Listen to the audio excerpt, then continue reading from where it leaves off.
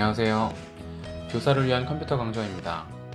이번엔 지난 시간에 이어 구글 설문을 이용한 온라인 수업 자료 만들기 두 번째 시간으로 구글 설문을 만들기 전에 여러 설정들과 기능들에 대해 이야기해 보겠습니다. 우선 구글 설문에 들어가는 다른 방법을 소개하겠습니다. 보통 크롬을 열면 첫 화면으로 구글 검색창이 보이는데 맨 오른쪽 위에 바둑판 표시가 보일 거예요. 여길 누르면 구글의 여러 기능들이 보입니다. 여기서 아래에 문서, 스프레드시트, 프레젠테이션이라는 아이콘들이 보일 건데요.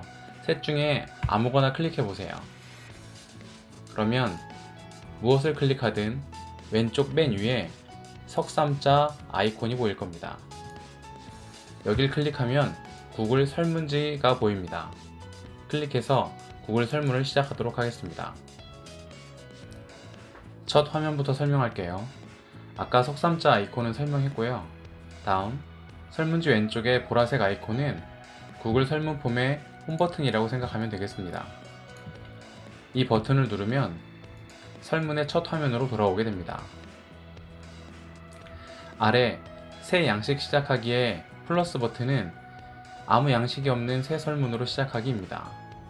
오른쪽에 여러 설문들은 사람들이 자주 쓰는 양식을 미리 등록해 둔 거라고 생각하시면 됩니다.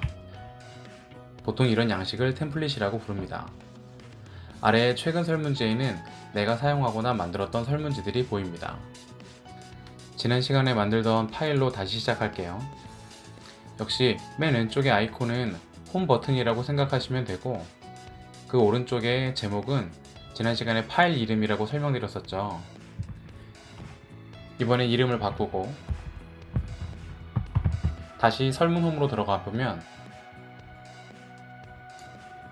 파일 이름이 바뀐 걸 볼 수 있습니다.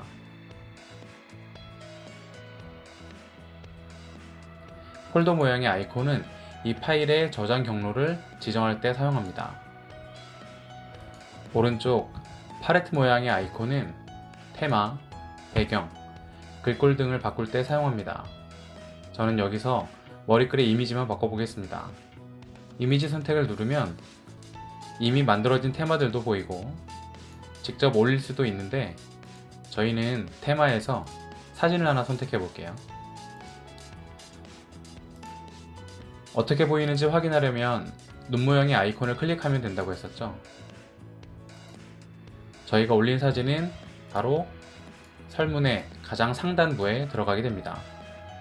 이번엔 오른쪽 톱니바퀴 모양의 설정 버튼을 눌러볼게요. 이메일 주소 수집을 체크하면 설문에 이메일 주소를 반드시 입력할 수 있도록 설정됩니다. 응답 수신은 자신이 답한 설문을 자신이 적은 이메일 주소로 보내서 다시 확인할 수 있는 기능이에요. 모두 체크하고 설정 화면에 들어가 보면 아까는 없었던 이메일 주소 입력란이 보일 겁니다.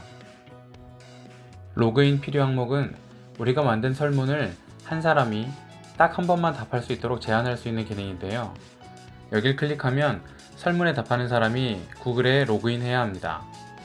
공정한 설문을 위해서는 반드시 필요하겠지만 우리는 수업 자료를 만들 거니까 굳이 필요 없겠죠?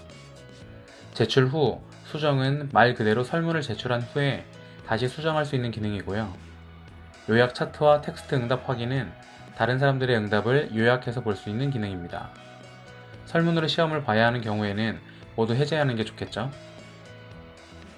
이번에는 두 번째 탭인 프레젠테이션으로 가볼게요. 진행률 표시줄 표시를 체크하면 설문 과정이 어디까지 진행되는지 확인하며 설문을 진행할 수 있습니다. 질문 순서 무작위로 섞기는 설문지의 여러 질문이나 내용들의 순서를 섞는 기능인데 수업 내용의 순서가 순차적이냐, 그렇지 않냐에 따라 적절히 사용하시면 되겠습니다. 다른 응답을 제출할 링크 표시를 체크하면 설문이 끝난 후에 다른 응답 제출이라는 링크가 보이는데요. 다시 한번 설문에 참여할 수 있습니다. 기본값이 체크되어 있으니 2번 이상 참여하지 않도록 하려면 해제해야 합니다. 마지막, 설문이 끝났을 때 설문 대상자에게 하고 싶은 말이 있으면 확인 메시지에 원하는 문구를 기록하면 됩니다.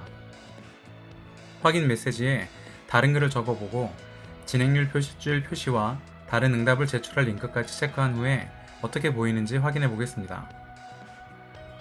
오른쪽 아래에 몇 페이지까지 진행됐는지 보이죠? 그리고 마지막에 아까 적었던 메시지와 다른 응답 제출이라는 링크가 보이네요. 세 번째 탭은 퀴즈인데요. 퀴즈로 만들기를 선택하면 아래 옵션이 활성화됩니다. 보통 설문을 이용해 시험을 볼 때 유용한 기능인데요. 제출 후 바로 공개는 자신의 성적을 바로 볼 수 있는 옵션입니다. 직접 검토 후 공개는 단답형의 문제를 출제했다고 생각해보면 이해가 쉽습니다. 답은 맞았는데 문정 보호나 띄어쓰기 등으로 오답 처리될 수도 있는 경우가 있으니 채점자가 확인 후에 이메일로 점수를 보내줄 수 있는 기능입니다. 역시 미리 보기 버튼으로 어떻게 보이는지 확인해 보겠습니다. 설문이 끝난 화면인데 아래에는 설문에 내가 뭐라고 답했는지, 오른쪽 위에는 내 점수가 최종 몇 점인지 확인할 수 있습니다. 보내기 버튼은 우리가 만든 설문을 사람들에게 공개하는 옵션인데요. 우편 모양의 탭은 이메일로 보내는 방법이고, 클립 모양은 지난 시간에 설명한 대로 주소를 보내서 설문에 참여하도록 합니다. 부등호 표시를 눌러보면 긴 주소가 나올 텐데 아이프레임을 허락하는 홈페이지나 게시판에 이 주소를 붙여 넣으면 새 창을 띄우지 않고 바로 설문을 시작할 수 있습니다. 오른쪽에 점 3개를 눌러보겠습니다. 사본 만들기를 누르면 우리가 지금까지 만든 설문의 복사본을 하나 더 생성할 수 있고요. 휴지통으로 이동은 말 그대로 삭제 기능입니다. 다른 기능은 다 넘어가고 환경 설정으로 가보겠습니다. 여기서는 설문에서 자주 사용하는 기능을 기본값으로 지정할 수 있는데요. 새로 추가된 질문을 필수로 표시를 체크하면 우리가 만드는 모든 질문을 필수로 지정해서 반드시 답을 해야 다음 단계로 넘어갈 수 있도록 합니다. 이건 체크를 해두는 게 편합니다. 다음, 퀴즈 문항 기본 점수를 정할 수도 있는데 시험 문제를 만들 때 편하긴 하지만 문제마다 점수가 다를 수 있으므로 그냥 기본값인 0점으로 두는 게 편하겠습니다. 각 옵션의 이름만 보면 이해가 되는 기능도 있고 그렇지 않은 기능도 있습니다. 그리고 목적에 따라 어떤 기능을 사용하게 될지 몰라 대부분을 설명해 드렸는데요. 여기서 필요한 기능만 가져다 사용하시면 되겠습니다. 다음 시간에는 실제 구글 설문을 만들면서 각 기능들에 대해 설명하겠습니다.